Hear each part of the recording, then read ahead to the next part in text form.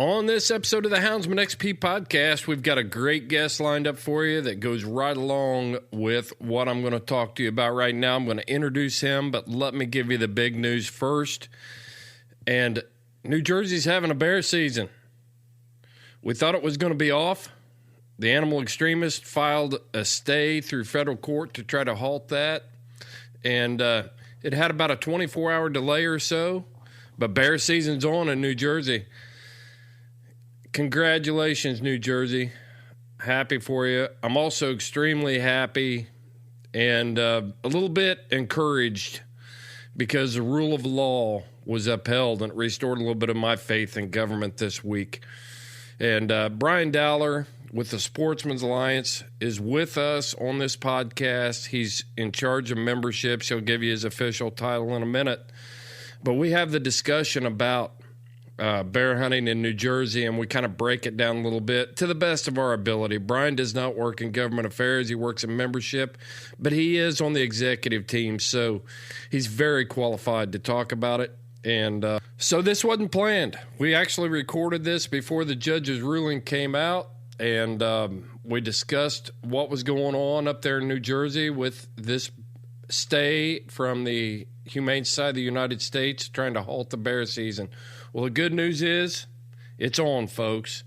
The voice of the people overruled special interests and these animal extremists. So, good deal, man. Hey, let's talk about real quick what we are going to get to in this episode. Brian's going to break down some benefits and why you need to be a member, just like this case right here. We had a very small role as hunters. This was kicked up into federal court, but having your name on the rosters and being involved with a group like Sportsmen's Alliance lets our whole government, executive branch, judicial branch, legislative branch, lets them all know that we're serious about protecting hunting and keeping hunting as the number one management tool for all wildlife across North America. That's why you need to be involved. But we're going to go a little bit deeper. We're going to tell you why you need to be involved and what you're going to get when you join us on Patreon at the $12 level. And you're going to get your Sportsmen's Alliance membership. But Brian's a hunter. He just got back from a bear hunt in Maine. And we're going to break that down, too. We're going to talk about bear hunting again on this podcast. Imagine that, talking about bear hunting on the Houndsman XP podcast. Let's get right down to it, folks. The Old South Dog Box is rocking. Let's get the tailgate down. It's time to dump the box.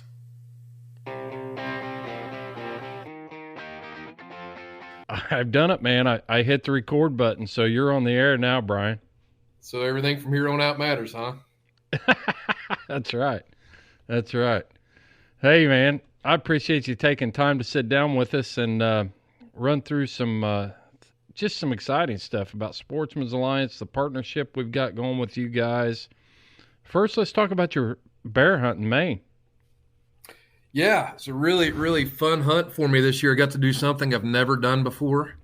Matter of fact, I hadn't really hound hunted since I was a kid. I used to chase beagles with my grandpa and his delinquent buddies. Probably learned some of the more body things in my life and that group of hunters. But got to get back to my roots a little bit and try something new. A good friend of mine invited me to come up and participate on one of their hunts in Maine, up in the Cherryfield area. I guess it's been almost two months ago now. Time flies. Yeah, doesn't it, though? Yeah, that was very fun. Yeah. So you guys catching bear, or what was the hunt like? Yeah, I think their numbers for the week, I believe they went out 8 days and treed 7 bears. They got on 7 out of 8. They were upset they didn't have any. I think it maybe had 1-2 bear day, and they never had a 3 bear day. Oh, yeah. My hunt was really cool. It happened a couple hours after the turnout, I guess. We didn't clock it exactly. Mm-hmm. But I think it was a couple hour long chase. We were in the Cherryfield area. It was my first trip to Maine as well as my first bear hunt. So I got to meet some real local legitimate lobster type people that are very, very Mainer as you think about a Mainer. And man, I had a time of my life with them. I had food. You go eat at a seafood restaurant, even I live in Ohio now, and you eat some decent seafood once in a while. But when you get to sit there and eat with the folks who pulled it out of the water, that's a whole different hunt, man. That was lobster, and I think they had scallops, and the one bisque had 4 or 5 different kinds of seafood in it, and it had all been in the water that morning. Isn't it amazing? Going places like that just run you. It's like when I go down and hog hunt with down in Louisiana. Seafood's king, and you come up here and then you buy some shrimp and you think you're going to cook them up, and it's not the same. Nope, it certainly isn't. Yeah. So that area was the Blueberry Barrens. I got to learn a little bit of something about a different part of the country there also. Well, share it with us, because I don't know what you're talking about. The way I was explained to me is they go in and you're driving along, and it's just this little, looks a little bit boggy, but it's not along the road. Mm-hmm. There's probably 10 inches worth of stubble when I was there in the fields. And what it amounts to is just some really tasty blueberries that grow wild there after they go in, and I think they clear the land of the rocks, and they grade out some of the gravel, and they remove some of the rocks from the soil. And then they run what was explained to be like a roller chopper over it.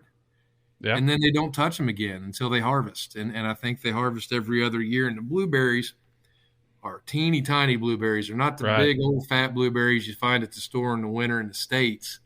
Right. So they had a completely different taste. They were really sweet and really small. But the bears that we hunted were all feasting on blueberries and living in the barrens. So they Did you see any blueberry infused bear scat? No, the berries were all gone by that point. I'm telling you, man, when they get in those berries hard, I mean, it's like a hazardous waste area.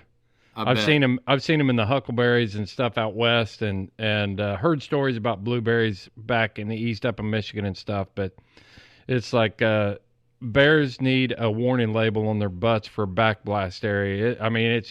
It's something else. In the woods, in the bear. The only other comment I'd make to that is I was 9 years old the first time I was ever in Canada, and we were driving along, and it was a still steaming pile of it had to have been moose, but that was the most purple pile of poop I've ever imagined in my life. And if it's anything like that, I'm sure coming out of a bear that's had too many, it's something. Yeah, they just gorge themselves. Bears are an amazing animal. They appeal to me because they remind me of me sometimes, because I can gorge myself on food, and I can relate. I can relate to a bear. They're not real graceful about things, and they sleep a lot. Yeah. I wouldn't be ashamed to put my head into a barrel and eat a bunch of cereal out of it. You know it, man. You know it. So you had a good time, needless to say. Yeah, it was a lot of fun. We treed 4 bears while I was there. We ended up killing, I think, mine and one more. Uh-huh. And it was nice to hunt with a group of people you could stand around and talk and laugh, but you were still engaged in it, and things changed. And just when you think you're a little complacent, you look at the Garmin and, they've taken off in a completely different direction or something's happened. And next thing you know, it's time to leave and nobody's waiting on you. You need to be in the truck and moving. And that was kind of interesting. It keeps it lively. Yeah. I got to actually kill the bear with my great grandfather's 30-40 Craig, my great grandpa Dowler's. My dad's carried it since he traded the gun to my grandpa as he was an older man for a fishing rod. So, oh, okay. The history goes that far back with that gun. And I've killed a few deer with it, but this is a real controlled hunt. And you don't have to shoot far whenever it comes time. And so there's a little nostalgia there. I got to carry one of my other grandpa's drag ropes with me, great grandfather's. So I had both of them with me on the hunt, and that was special. Yeah. So it just, I'd do it every week if I got an invitation, I think now. A lot of people so I guess maybe the best thing to ask is, what kind of impressions did you have going into the bear hunt that were different once you experienced it? Did you have any predispositions, anything you were thinking about? Any surprises on the hunt? Nothing I don't think surprised me completely, but I think there's a stigma that I could completely just dispel after spending days with handlers in a group of dog handlers. Uh-huh. I think a lot of folks think that bear hunters or hound hunters maybe are, and I'll stick my foot in my mouth with your audience because I don't believe this at all, but I do believe it's a stereotype where they're maybe hard on the dogs, little abusive, that dogs aren't really valued. Well, that's what the anti-hunters say every day. Yeah, that's where it comes from.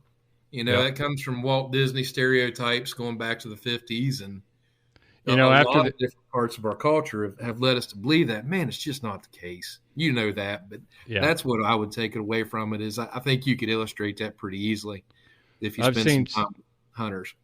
I've seen some of the biggest, toughest guys that you could ever imagine sit on a log in the middle of the woods and cry over a dog.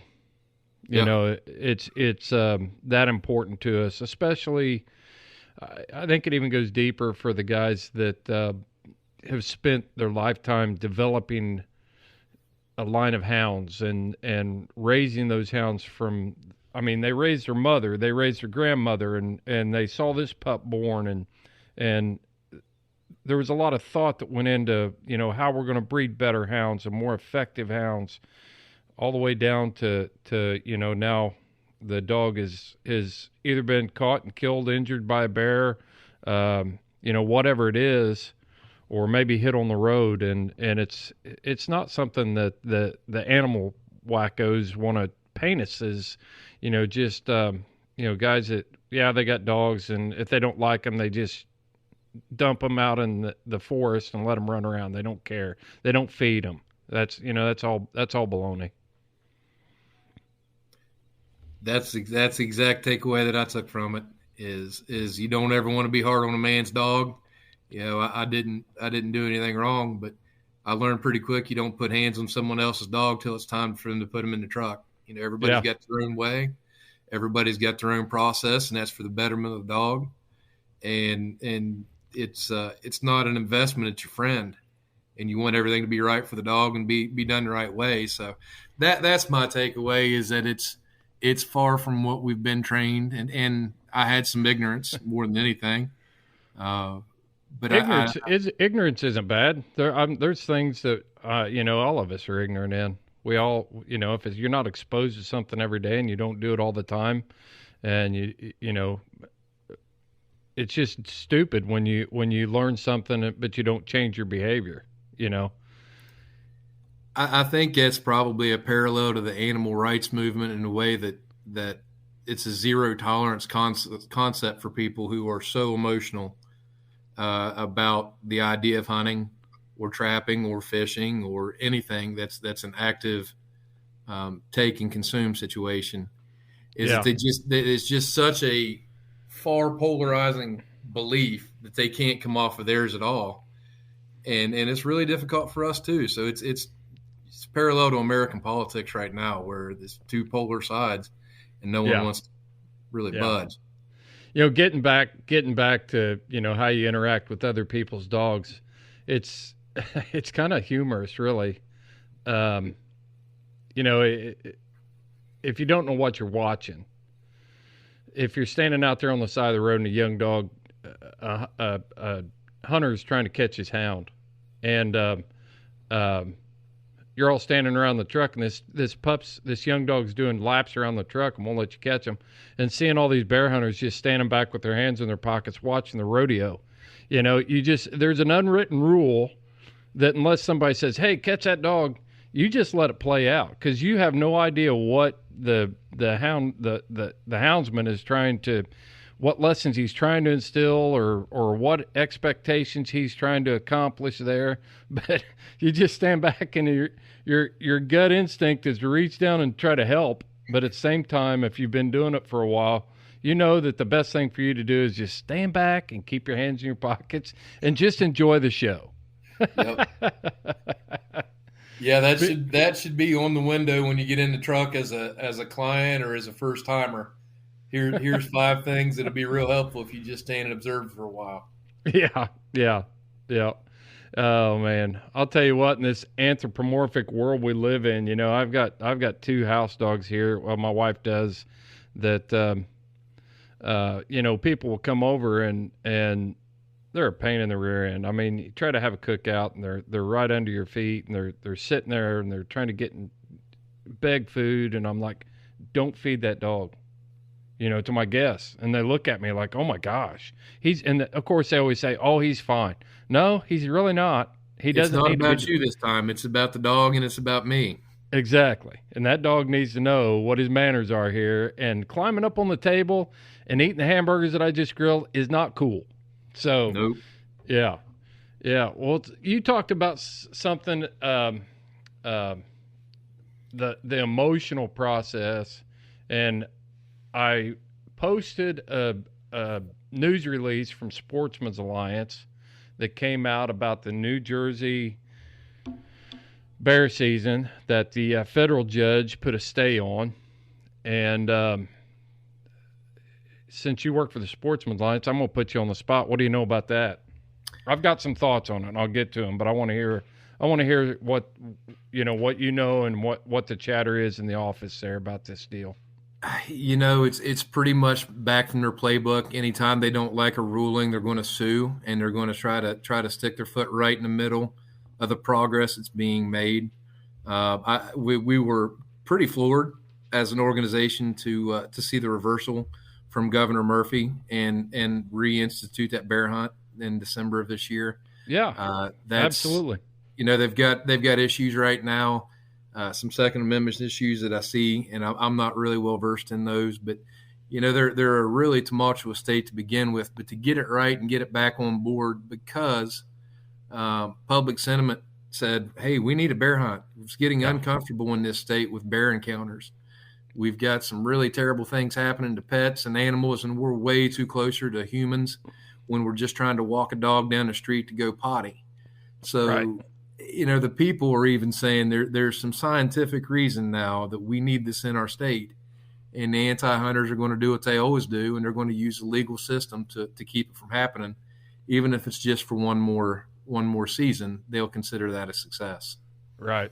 Yeah, it's not the judge did not rule that the bear season is not going to happen. It was just another strategic move by what was the Humane Society and what was it, Friends of New Jersey Wildlife or something, another, Friends of the Humane Society, that got a judge to put a stay on it. And then they had until 4:00 on the 2nd, December 2nd, the state did, to file rebuttals. And then the Humane Society has until the afternoon of the 5th to file their motions and different things. So with the bear season supposed to start on the 5th, they were strategic. They knew when they filed this stay, they could have filed this thing right after the governor signed it, but they didn't. They waited until this week because they knew they could get it tied up in court and litigation, and it wouldn't happen. Legally it couldn't happen. There's no shortage of legal horsepower in those organizations. That's all they are. They're comprised of lawyers and marketing people. And they've got way more lawyers than they've got marketing people. So it's hard to stay too many steps ahead of them. We're right there on it again, like we have been now for several years. I'm not so prepared to give it, but I think this has been going on for 3 or 4 years now anyway, since they haven't had a hunt. Yeah. There's a couple thoughts I had about it, and I kind of did a little dialogue last week on the podcast about it, but the Founding Fathers never intended for the judicial branch to be the activists for special interest groups. And they have a purpose there. It's a solid purpose in our government system to have oversight on the legislative and the executive branches to make sure they're operating within their authority according to the U.S. Constitution. But this federal judge is a federally appointed a politically appointed judge. It's not an elected position, and the special interest groups are now, they're going out and searching and finding these judges who are sympathetic to their cause or will listen to their cause and act on their behalf to help them accomplish their goals. And when I look at that, I'm thinking, this isn't what the Founding Fathers intended for them to do. As far as I know, the governor didn't overstep his authority. Nothing that he did went against the management plans for black bear. It didn't supersede or override anything that the wildlife professionals, the biologists, the science said they needed to do. Do you know of anything? I don't. Yeah, I don't either. At some point, we've got to get this thing back on track. Sportsmen's Alliance, you guys did just file you've been filing. When I talked to Todd Adkins from Government Affairs, I said the thing I like about the Sportsmen's Alliance, you guys are suing them back. Yeah, so we're glad to have Todd on. He's a recent hire. He's been with us about 7 months. No, well, closer to the year now, I guess. Yeah, 8-9 months anyway. Todd's a sharp guy. He's a great legal mind. He's not afraid to get in and mix it up. And we're more active right now than we've been in a very long time as an organization. But they're still setting a pace. We're still chasing the antis and trying to outfox them. And I think we've got a good shot at it. We've got a program we're building that's going to add to our legal acumen, which is what it takes to win. You've got to have the ability to file quickly and intelligently when the time's right and beat them at their own game. A lot of folks don't know that the antis just turn around and when they sue, if nobody fights them and they find in their favor, then they sue the government, then they get their money back for the legal fees. So it's not even a net loss on the legal end. That's right. When they're making money at it. Yep. So, yeah, they're making bank by filing lawsuits. They're increasing their bank accounts. For sure. Well, let's talk about what you specialize in, Brian, because, what you do is very important for the Sportsmen's Alliance, and we can tie some of this stuff back into what we're talking about right now because, but let's talk about what you do there for the Sportsmen's Alliance, Brian. So my title is Vice President of Membership, but I like to introduce myself more often as just a world-class carny for conservation and the future of hunting and sports, fishing and trapping. I cover our corporate partners area of the business, our club memberships, and our individual memberships, and all the fundraising that goes with that. Mm-hmm. The other side of fundraising in the organization would be our grant side or our donor development side, and fellow named Aaron Carmichael runs that for us. But my job is to create memberships to find sportsmen and people who believe in our cause and make them an offer they can't refuse until we can educate them just a little better about what we do and turn them into long-term donors. We've gotten really aggressive over the last 2 years in our direct mail programs. We started testing out with about 25,000 pieces of acquisition mail in the spring of 2020, and the responses have been really strong. I think people right now see that there are honest attacks that are coordinated at state and federal levels against the future of hunting, and there are some backdoor deals that are being made that we never get to be represented in, and we don't really know all the damage that's being done right now. And the time to act it's very much right now. I hate to be a doomsdayer, but I don't love the future of hunting and fishing some days when I go to work and I get to hear what's coming after us. I'm proud of the people I work with, and I think we're going to dig in and keep a solid footing for hunting in the future. But it's an aggressive front right now, and I get to be a part of the team that's trying to fix that to put the anti-hunting movement back a decade or two and create a solid voice for sportsmen. Nice.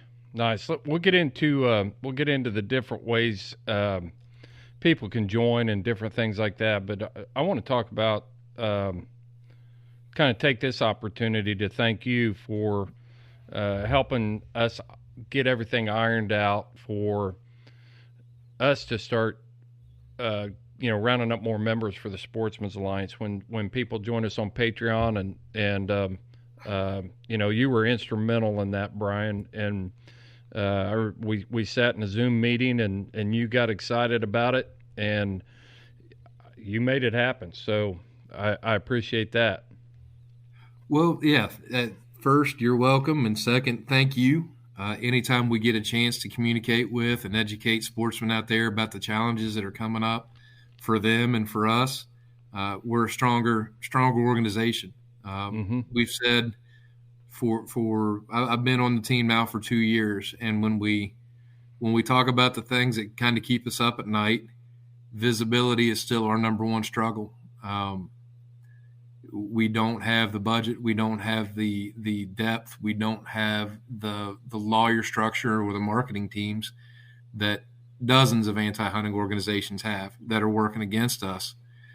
So we need to fix that. We need people to know who we are by name. We need to be a household brand for sportsmen that know when something's wrong or something doesn't smell right, that we're the organization to come to, and we're there to help them in their state and in their regions with the things that are going to challenge sportsmen in the future.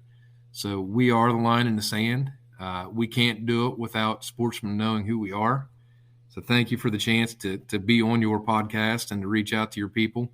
And to everyone that's going to see the things in the mail from us, should be a 2-knife set already showed up or on its way very soon.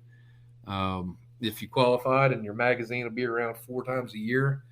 We love to hear from you. Anytime we can do something for you as a sportsman, we're a resource. Sportsmansalliance.org is a way to find us, and reach out to us. Let us know how we can help. Well, the thing I like about the Sportsmen's Alliance is your structure. You've been doing it for what? The Sportsmen's Alliance been around for what, 43 years now. 45? I think we're actually closer to 45 right now. Yeah, and so you've got people on the ground in Washington. You've got legal staff. This isn't a social media campaign or an email campaign to organize hunters. This has actually got some structure to it, and it's effective. It can be very effective. That's a fact. We're a group of professionals. We're not a big organization right now. We're at around 15 employees, but we've got a lot of people on staff that have been in the nonprofit mix, fighting for sportsmen in one organization or another, for a lot of years now. So we're small, but we're pretty mighty. We throw our weight around pretty well when we have to. I hate to say that. You can't see me, thank God, on this podcast, but I throw a little more weight than I'd like to. So what does that look like? I mean, when we talk about government affairs, Sportsmen's Alliance actually has people in Washington.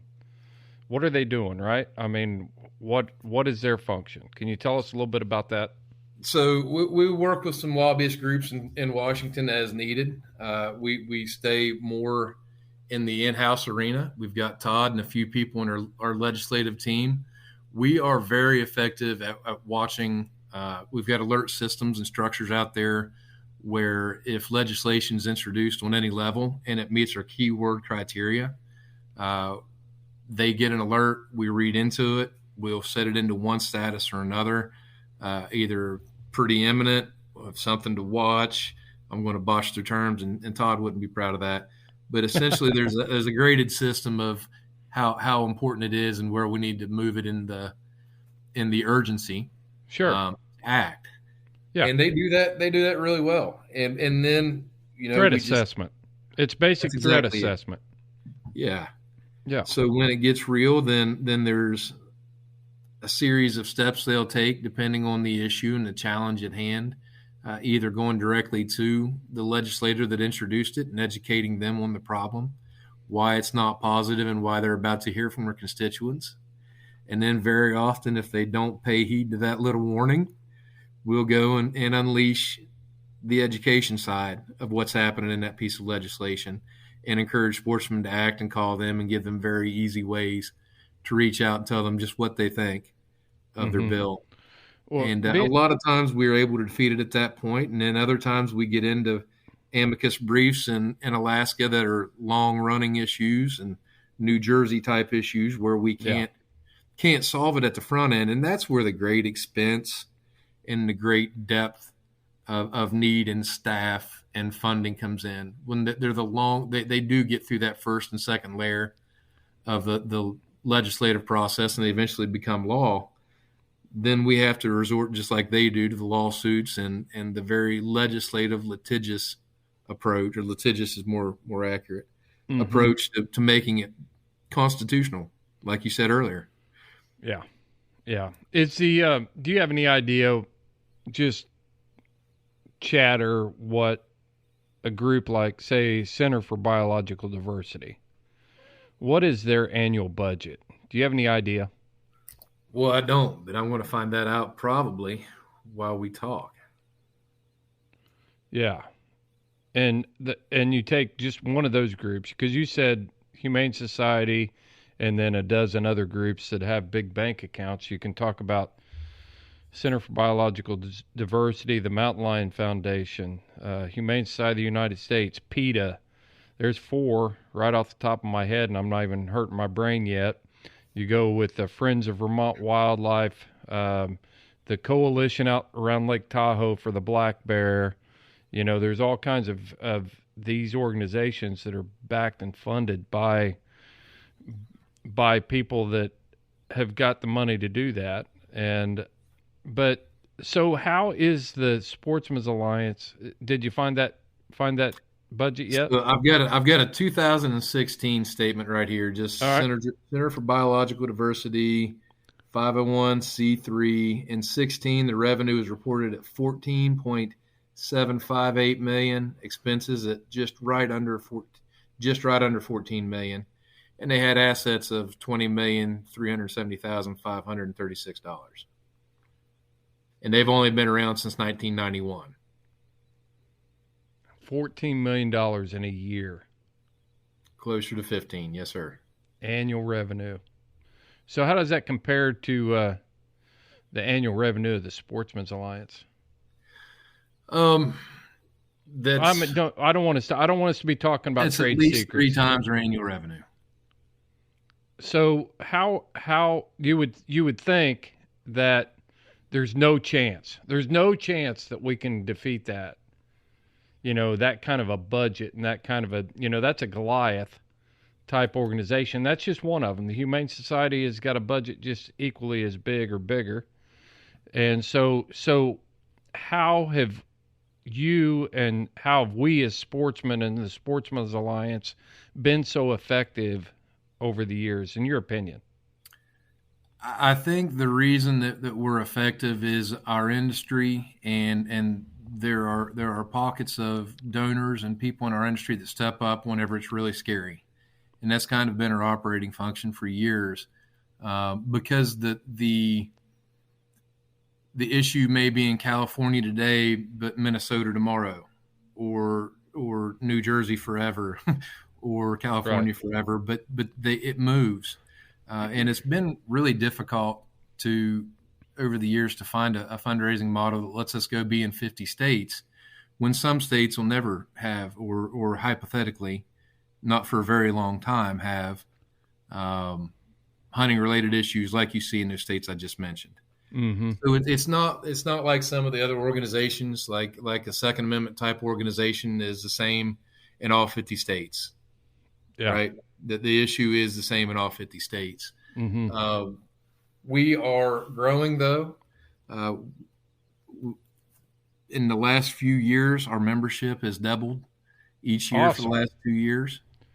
Man, that's unfortunately, great. We weren't starting with 100,000 members at that point to double that. We were starting with a few thousand members. Mm-hmm. But we're over 6,000 and on our way to 7,000 and up. And we have a donor base that's tripled easily for 2 years. We're finding new ways to raise money through pretty giant raffles compared to anything we've ever done.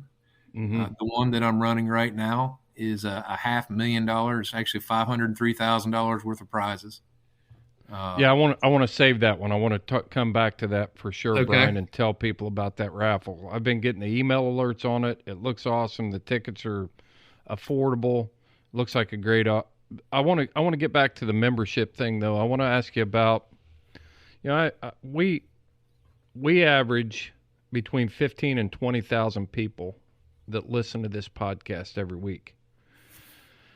And when you tell me that what your membership numbers are, then it raises a red flag in my mind, and it makes me wonder, why aren't we getting in the fight? Why aren't we getting on board? And if we could get 10% of those, if we could get 200 more, if we could get and start there and keep working on this, we can make a difference. And the reason I ask you about the budgets and everything, those special interest groups, a lot of that budget goes to pay for big time executives, and they're making 6 and 7 figure incomes sitting at the tops of these corporate organizations and then they spend a little bit of money to further their cause for saving Bambi. Is that accurate? Yeah. So I've actually sat and listened to some presentations firsthand at direct marketing conferences over the years, and listened to folks that work for different organizations. And I'll botch it if I name names because I don't obsess over them, but it is interesting that the animal rights movement's not afraid to spend a lot of money to create a donor. Mm-hmm. And by a lot of money, I'm talking sometimes into the hundreds of dollars to create that sustainer type donor that gives them $4 every month, as Sarah McLaughlin cries on TV and begs of them for just a few dollars a month. Mm-hmm. That's very expensive. Yeah. You'll never see the Sportsmen's Alliance buying ad time on cable television trying to beg you for money because we can't afford it. We would never be able to afford that. They're willing to go so far into debt just to create a donor because they know once they turn that emotional tide that they're going to keep them for a very long time, and it's going to be profitable for them in the long run. Mm-hmm. To your point, if half of your listenership or if every one of your listenership were to go and buy a $35 membership right now, that would be very, very, very significant for the future of this organization. I mean, it would grow us faster than we're able to do in the direct mail. Next year, I'm going to make about 5,500, 6,000 total new members again. Yeah. And I'm going to go in debt to do it. And I'm going to do it because I know that once people see what we offer and the things we do for them, they're going to stick around and be our members and be our donors. Every time we can find someone that can step up and help us create those memberships and those people who are educated now in the future of hunting and understand what we do, just advances us so far, so fast. All right. So that's a good segue into what I want to talk about. Let's talk about the different levels of membership. I want to talk about organization membership, individual memberships, things like that, things that can really make a difference. And I think for most of our listeners, right now, the place to start is with individual membership. Okay. What did you say the cost was for the individual membership? So our membership levels are tiered. We have multiples. I'm actually pulling it up so I don't botch it. I don't have these memorized either. But online right now, the first level membership is $35, and that's just a Sportsman's Alliance hat. It's a nice blue stitch kind of trucker style cap that gets you your Sportsman's Advocate 4 times annually. And there's some other member discounts, and through a partnership, that's a one-time, 1-year offer. So if you're a 3-year member and you've already used this benefit, it's no longer valid. But one time in your membership subscription, you'll get a Hunt Stand Pro membership, and that's worth $30. Mm-hmm. We jump up to the $50 level, which this is actually a steal compared to $35, and I sell a lot more 50s than the $35. It's the same deal. It's the same hat, Sportsman's Advocate, but I throw in a 2-knife set, really nice, grippy rubber orange handled set. I always like to make them an orange. I worked for the National Wild Turkey Federation for years, and folks thought I was crazy because I made my knife handles orange for turkey hunters. Right. But if you ever lay a knife down in the woods when you need it and you can't find it and it's covered, orange is just the way to go. So that's why I go orange. And then we jump up to $100, and it's all that plus a really nice stainless steel Wild Gear tumbler. And then we're up to $250 is all that plus a $25 Cabela's gift card. And then they're progressively on to 500, 1,000. And I don't want to go through all that. Sure. But it's a tiered system. We do pretty well with retention. I think once people see what we do and they understand it a little more than that initial membership purchase, they get it and they stick around for years as members. Okay. Yeah. So there is a membership package that basically, I mean, it can fit anybody's budget. And when you start talking about the initial cost and then what you get back, just in benefits, I hate pushing stuff like that, but we all do it. You're looking for value for your dollar, but this is where I come from. It's like you're investing in freedom, $35 to have a voice out there that's doing all the things that you've already covered. You've got alert system setups, you do threat assessments, you do email. I mean, I get emails, I don't know, 3 or 4 times a week, at least from the Sportsmen's Alliance. I know what's going on. I can, it's just that part of it. I know how to react, and I can read up on things and be aware of where the threats are coming from. And so there's a membership package at any level for anybody that wants to be a part of this thing.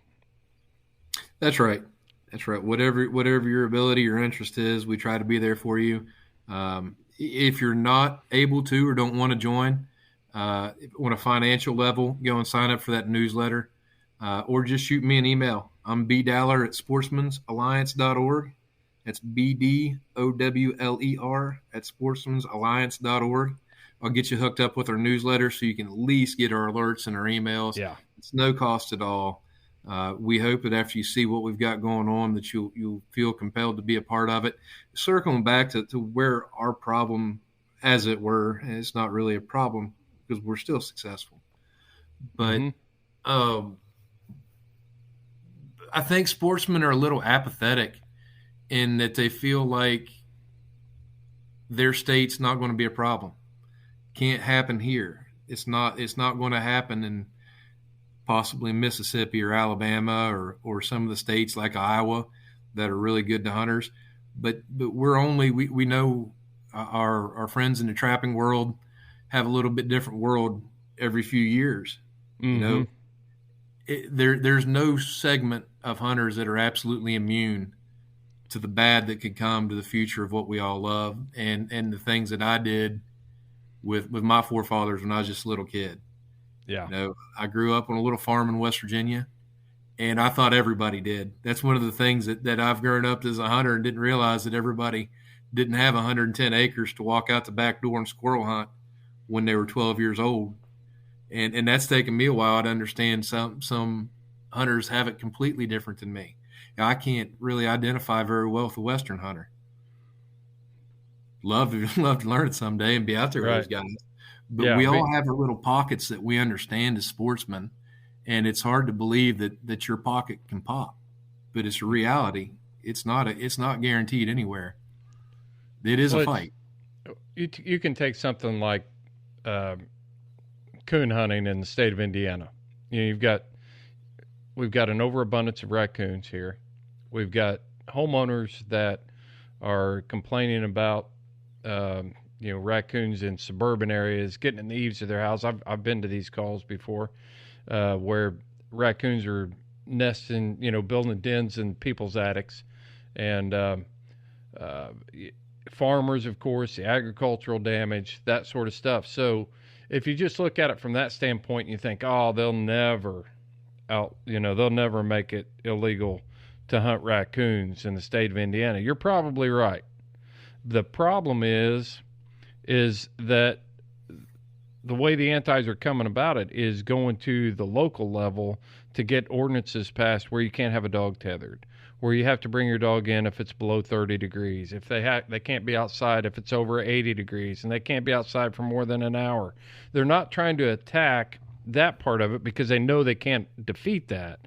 So they try to legislate our ability to have our hounds or our abilities to hunt, the methods for hunting rather than attacking the hunting itself. That's it.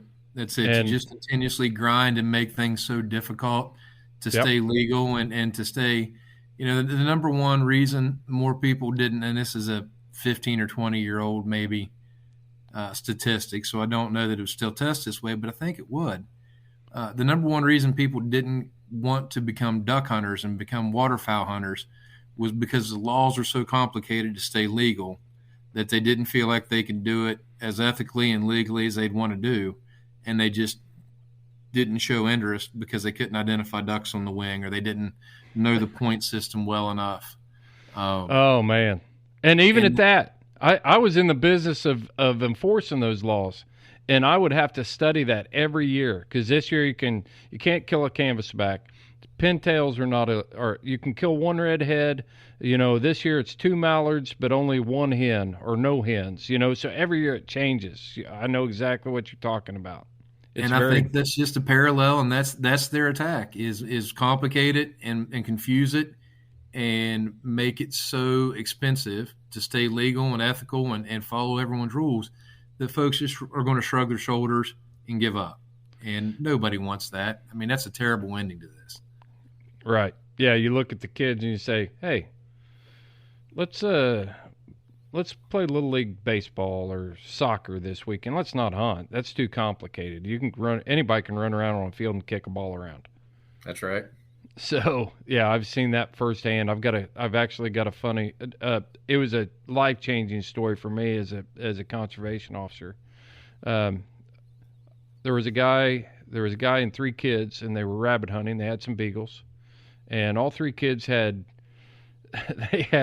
oversized. These were little kids too. They had oversized hats on, adult hats on a kid's head. They had sock hats on, and Dad was wearing a Cincinnati Reds baseball cap. And they're out there kicking brush piles and stuff. And I walked down there and, of course, chat, have a conversation with him. I was like, "How come you're not wearing an orange hat?" He goes, I got up this morning. I thought I had enough hats for everybody. I looked around. He goes, and I promised these kids they could go rabbit hunting last week. And so I brought them out here. And I know I'm wrong, so I threw on a red hat, hoping it would pass. I was like, well, technically it's not legal to do that, and just buy an orange hat when you get the next, go to Walmart and buy an orange hat on the way home. He's like, I'll do it. But, I left that situation thinking about that. And I thought if I would have taken enforcement action on that situation, the guy's clearly trying to do the right thing. He's trying to keep his kids safe. He's got them all where they need to be legal. He's trying to be legal the best way he can at the time. And if I had taken enforcement action on that at that time, I just thought, man, next weekend when the kids want to go rabbit hunting, he's like, nope, we're going to the movies. Nope, we're going to the mall. Nope, we're going to go sign up for, soccer league. It's a lot easier. Worse yet, the kids never want to go again because they were afraid their daddy was going to go to jail. Yeah. We're trying to take them out to do something they wanted to do for months. Yep, exactly. Officer discretion in the conservation world is a big deal. I hope that everyone that gets a chance to follow it as someone in that profession, whenever they've got youth around in particular, take that under consideration. I think it's a big part of the future of our sport is making sure that even in particular, interactions with law enforcement go smooth and as smoothly as possible for the kids' sake. And I'm not saying that every time I came up, I could be, I had to do a job too when I was doing that. But in that situation, a dad with 3 kids, he tells me a story like that, and I see the totality of what's going on here. I've got 3 kids. I know exactly what he was talking about. Everybody's standing there trying to get hats, and it's like, why'd you put your hat? We're supposed to be leaving, and I get it. I got that part, but it wasn't, if you check around, it's not, everybody doesn't have warm and fuzzy stories to tell about me when I was a game warden. I can tell you that. Well, there's times officer discretion just isn't appropriate. gross overtake and those kinds of things. You can't bend on some parts, but the places you can bend and give that kid a pat on the head and tell him to make sure his old man's safe next time. Yeah. That goes a whole lot further. Yeah. Yeah. All right. So let's talk about organizations. How can organizations, say, a state hound organization, they're looking for some place to maybe bolster their effectiveness, and because I think there's a lot of stuff that the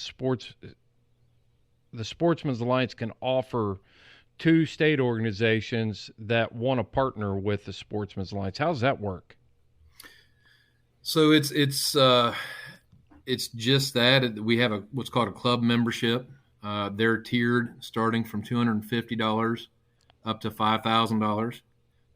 Those memberships come with a list of benefits, a lot like the individual members do. They will include 5 annual memberships for officers or anybody that the club designates that should receive those memberships. And really any club that's in that situation that wants more than 5, again, I want everybody that we can to know what's going on. So I gave my email out earlier in the podcast. Shoot me an email if you need a magazine sent to your club, anything that we can do to show you the list of benefits or I can interact with you about. That's Dowler, DOWLER at sportsmansalliance.org. Reach out to me. I'll put it in the show notes, Brian. Oh, that's great, Chris. Thank you. I'm happy to talk with you. We're primarily club based in Ohio. Clubs are kind of a funny term as far as hunting clubs go. It can be anywhere in some states from just a group of people who lease a piece of property to hunt together as a club. Yep. So here in Ohio, you have very defined sportsmen's clubs that have regular meetings and gun ranges and lodges and hunt on their property. So clubs are really adaptable for us. We can make whatever work at whatever tier you're able to support, and we're able to give you benefit back. Would love to hear from anyone that has an interest in joining, or that we can answer on that. It's something that we haven't been staffed up to really be aggressive and to pursue over the years, and it's a program that I plan on working with our manager for events this year here in Ohio. It's going to get him back on the road and revitalize that program. Here in Ohio specifically, we have a few in-person events, fundraising events, and they're a great network to activate when we have a legislative issue. So that's one benefit that we enjoy the most out of that club membership is if there's an Illinois club and we have an Illinois issue, we're going to call those club presidents and alert them to the situation and try to engage those folks in the issue and represent them. We are an alliance. We're a coalition. We're a coalition and alliance that changes at times depending on the issue. We're always pro sportsmen, but there may be a group we don't work with until there's an issue in Minnesota or California or wherever that may be. Right. Then we step into the group of sportsmen's units out there where, we have similar missions at times to other organizations, but Dallas or the Safari Club organizations are great partners when there's a right issue to work with them. We work with what we call affectionately the critter groups, Turkey Federation, Ducks Unlimited, those organizations, Rocky Mountain Elk. Yeah, they're a great supporter, and all those organizations are there for sportsmen. I've been either friends with or worked for several or all of them over the years, and we've got a great crop of people out there working for the future of sportsmen. But those groups all have other focuses, and we're really the only group that day in and day out lives and breathes and sweats over the future of hunting and fishing and trapping. Yeah. So let me talk to my leaders and my hound organizations out there. What we did with the Hoosier Tree Dog Alliance is we would use the benefits that we got, because I think there were some merchandise that came with that and different things. Well, we'd use those as auction items at our banquet. So that's a money generator for us. And then those memberships, what we did with those, if we had, like a Lifetime Achievement Award or a Sportsman of the Year award or whatever that award we were giving away, we would include that membership in that award. And by being a member of the Sportsmen's Alliance, there were a few times that I'd called over to the office there, and it's kind of like, it's, the old adage, membership has its privileges. And when you build that relationship and they can see that you're actively supporting the organization, then things run a lot quicker, expedited. I'm not saying that $250 is going to get you keys to the office, but it's definitely worth the effort to get your state organization involved at the most effective level you can, and then use those benefits for your own banquets. But then it's like, think about what you just said. So, say the Colorado Houndsman Association decided that they were going to be affiliate members of the Sportsmen's Alliance, and now they've got an issue, and they call the Sportsmen's Alliance. Well, you guys have already got contacts with the Wild Sheep Foundation, Rocky Mountain Elk Foundation, the Mule Deer Foundation, all these other impacted and affected groups that this lion season could affect, and it's easy to get the ball rolling at that time. Instead of sitting back and being like, okay, I'm the president of this state organization, and we've got this problem, now what do I do? When you're a member of the Sportsmen's Alliance, the first thing you do is you pick up the phone and say, hey, we got a problem. And since you guys have been doing it and have done it for so long, then you already know what calls to make, and you can help and you can assist. That's exactly it. We can't be everywhere all the time, but once we know there's an issue, we can expedite and cut through a lot of red tape through relationships, through experience, and the key is very often being quick to act when the issue comes up. You can't tarry and spend months at a time trying to understand what step you want to take, because the opportunity can be gone. And then again, you're fighting a law rather than a bill, and it's much harder to fight a law than it is a bill. You bet. Well, Brian, let's shift gears, and I want to talk about the raffle that's going on, the $500,000 raffle you guys got. Spend the last few minutes here showcasing that thing and breaking it down. Thanks, Chris. I'm proud of this one. We got our fundraising butts handed to us a little bit in the first half, or the first 3 quarters of 2020 with COVID-19. So we put our heads together and built a monster, actually a mega raffle is what we call it. And this is our 3rd year running it. Last year we were at $265,000 in prizes. A lot of the outfitters worldwide, really. We've got a couple really nice African and several really, really nice Argentinian dove trips and Dorado fly fishing trips in Patagonia. Nice.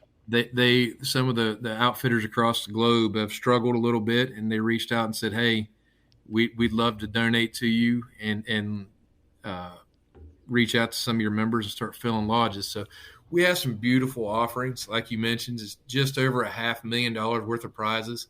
Every ticket that's purchased, they're $100 a ticket. I'm going to sell hopefully 10,000 of them. We'll quit selling at midnight on December 31st of this year, Central Time. Last year we did Eastern. This year I did Central because I wanted an extra hour of sales. Folks seem to want to wait in December to buy their tickets. We did about 90% or 80% of our sales probably last year in the last 2 weeks of December. So if you have any interest in it, go ahead and go buy those tickets because they're very likely to sell out this year. Every ticket, though, is entered in every drawing. There will be 210 drawings. The grand prize is $40,000 cash. I'm going to give away a lot more cash than that. Say that again. How much cash? The singular grand prize is $40,000 cash. Woo. So that'd be on a $100 ticket. We'll win $40,000. Wow. That's a good deal. We think Yeah. so. I've got 65 guns in there. They're all really nice guns. They're all guns I'd be proud to put in my closet. We have, I think, $100,000 total cash prizes, 2 tracker UTVs. I think about $15,000 each, or there's a cash offer on those if you don't want the UTV. Some really nice South African safaris. We've got some carbon Hoyt bows that are just really, really nice bows. Just a ton of prizes. The 50-50 last year went for right at $178,000. I think the total pot was. Man, I think we'll sell more tickets to it this year. We're at a bit ahead already. We're just tickling $75,000. according to email, somebody last year won $87,812.50 on that 50-50. Yep. That's awesome. All right, so tell me about this part. Every time I buy I'm scrolling through your email. It says something about every ticket I buy, then you enter into every single drawing. How's that work? So you buy the $100 ticket, Yep. and there are 210 drawings, and that ends up making each entry into that giant raffle. Each chance to win, that is about 48. So I'm going to have 210 chances to win on $100. That's right. Wow. Cool. And then the 50-50 is $25 per ticket. That's one-time drawing, and it's just like 50-50. You're at a basketball game or a game in a football game, and they pass the hat and they do the 50-50. Yeah, we don't do that in Indiana, Brian. That gambling's from the devil. Oh no. No, Everybody's seen it, whether it was on the up and up, and that's just That's it. right. You'll take half the pot. You do have to pay taxes on it. That's the part we always hate to have to tell people is it is very taxable income at that volume. Hey, if I win $87,000 and I got to pay some taxes on it, that's a lot more money than I started with. I started with $25. I think I could suck it up and be okay with it if I won that. Yeah. I mean, nobody's ever happy paying taxes, but yeah, that'd be a good little pull. And not the worst way to have to do it. How you doing on T-shirts? Because when we buy, what is that? When you purchase like one ticket and a 50-50 drawing, then your guys are going to send us a free T-shirt too, right? Yep. So $125 or more total spend, we're going to send you a T-shirt. Spend $250 or more, we're going to send you 2 T-shirts. And spend $375 or more, I'll send you the 2 T-shirts and a grunt style hoodie. We were able to do this Vista Outdoor with federal ammunition. Yeah. And CCI ammunition. Great friends of our programs, supporters of Sportsmen's Alliance for a long time. Had a bunch of extra T-shirts and asked me if I had any idea what to do with them. And I told them absolutely I did. I'd love to be able to get folks to act a little sooner and maybe buy one more ticket to get that free T-shirt or hoodie. They're really nice. The hoodies are dark, or they're black with white on them. You got the federal ammo right there. You can see it all at sportsmansalliance.org. Click on the banner. That'll take you to the web, the Mega Raffle site. There you go. It's the easiest way to navigate to it, and it's got it all broken down right there on the front page. And I'll put a link in our show notes for this podcast. So wherever you're listening, you just scroll down. We'll have a link right to sportsmansalliance.org. I'll have Brian's email in there. So, easy access here, Brian. Sounds like an awesome deal. What's that math come up to? I always try to make them really big and really cool, and we've got enough people now in the donations, business partners, folks who wanted to help out that like what we're doing and see what we're doing every day. I don't know where it ends up at $500,000 in 3 years. It could be really cool next year, but don't wait for that. Right. Yeah. We just talked about $14 million budgets from the people that are trying to take our rights away. So if you can sell 10,000 of those at $100, that's $1 million. That's still a long way away from, even a quarterly income for the people that are fighting against us. So here's my challenge. Get that $100 bill out that you've been saving in the back of your wallet and go buy one of these raffle tickets. Even if you don't win, it's going to be going for a good cause. But if you do win $40,000, it'll feel pretty cool too. Oh yeah. Or even if you turn that $100 into a $500 shotgun. Heck yeah. Heck yeah. I like it. Well, Brian, I appreciate it, man. I know you guys are working hard, and like I said, I really appreciate the partnership that we've developed with you guys, and looking forward to a strong future working with Sportsmen's Alliance. Same here, Chris. Thank you all. Thank you all for taking the time to listen. You bet. All right, Brian. Well, until next time, you follow your hounds and I'll follow mine. Good hunt, brother.